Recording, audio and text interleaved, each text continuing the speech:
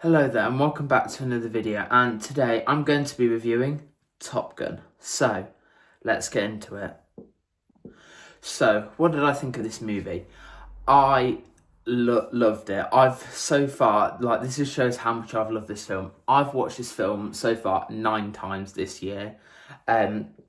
Usually if somebody asks me my top 5 films, usually 2 or 3 of them are different depending on when you ask me, but this is one of them that always stays. And obviously I've got this on Blu-ray. The cover just looks amazing, and yeah, I love this film. I think, in my opinion, this is probably Tom Cruise's best film.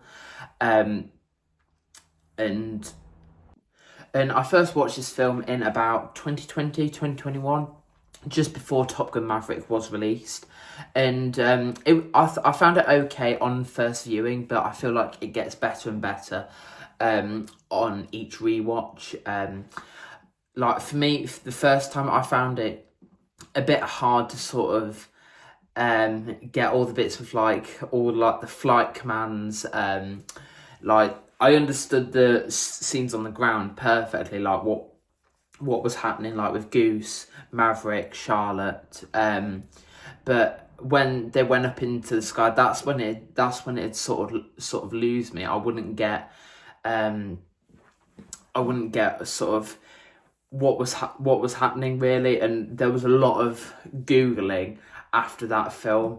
But now I understand sort of what's happening.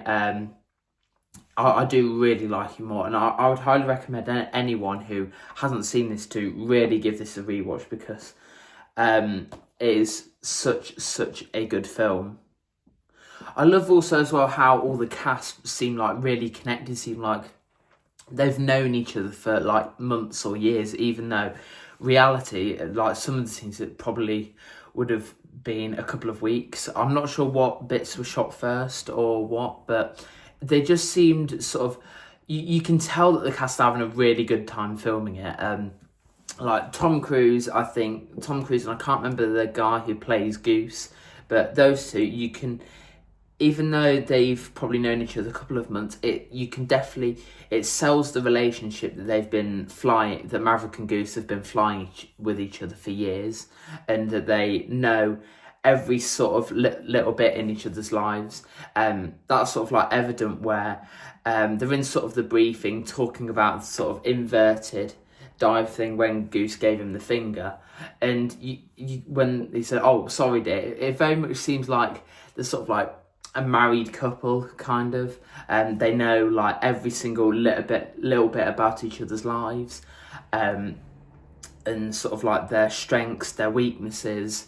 And that when you sort of like look deeply into that relationship and like look at the dialogue between Goose and Maverick. By the way, spoiler alert if you haven't seen the film. If you haven't seen the film yet, then obviously, yeah, go and watch it. If you really look at the dialogue, especially on like rewatches and stuff, and then when you do see Goose's death, it really does sort of like hit harder. When you know sort of how close they were, how close Maverick was to Goose's wife and child, who is more of a prominent role in the second film. When you look at all that, how they sort of treated him like he was one of their family, and you can see why Maverick would want to quit the Top Gun flight school.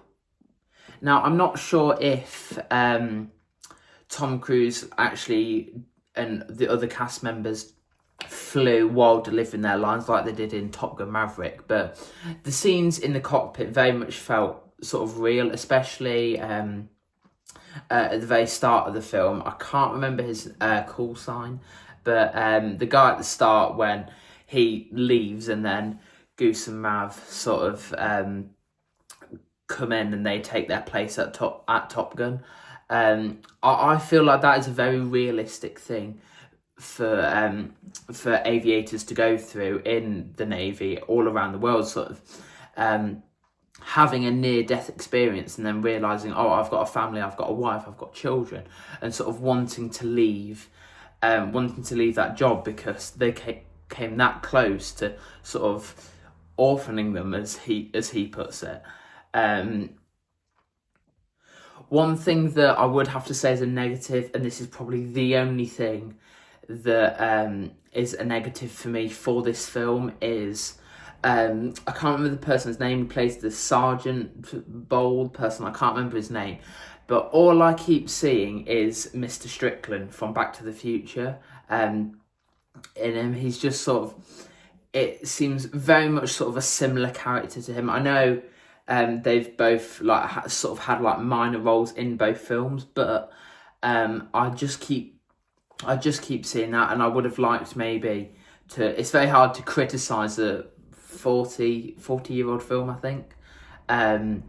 Yeah, very hard to sort of criticize it, but yeah, that's sort of what I kept saying. It's more like you see somebody else's other role, like say for example you see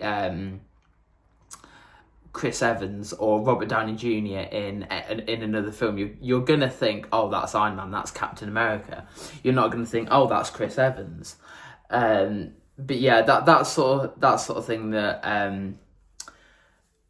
kind of sort of like ruin the immersion for me a little bit, but not too much. And I would really love to see if they did a re-release of this film.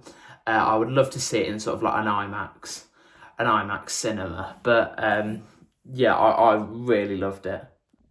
Also, the love story between Charlotte and Maverick, I thought was absolutely amazing. It's probably one of my favourite sort of cinema love stories. I love, I can't remember her name, but I love the way that she acts in this film.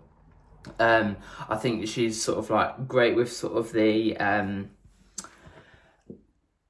sort of flight school Top Gun thing, and then also like comforts Maverick, like the scene especially when they're at the airport after Goose dies, I think, and she's like, oh, I've seen the records, it's not your fault. Like, she knows that there's nothing really that she could say to make him feel better or sort of snap out of that grief. But I love like how she tries in that film, and yeah, it's hard to put into words, but I think that sort of like dynamic is absolutely amazing. I think it's one of my favourite love stories in the whole of cinema between Charlotte and Maverick. Yeah, I think it's absolutely amazing. Another great rivalry as well is between Iceman and Maverick, obviously played by Tom Cruise and Val Kilmer. Yeah, love the rivalry. I would have liked to have seen a bit more of Iceman.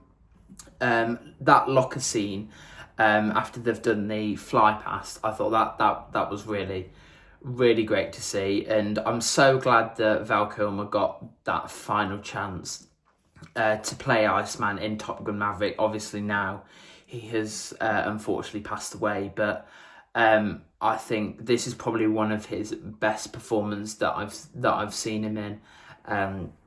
Yeah, he just sort of seems like your stereotypical sort of like cocky, thinks he's better than everybody else. Like, you can definitely, he's such like, I won't really say stereotype, but he's the sort of person who you can think, oh yeah, I know somebody exactly like that, or there's somebody exactly in my life who Iceman would fit, if that makes sense.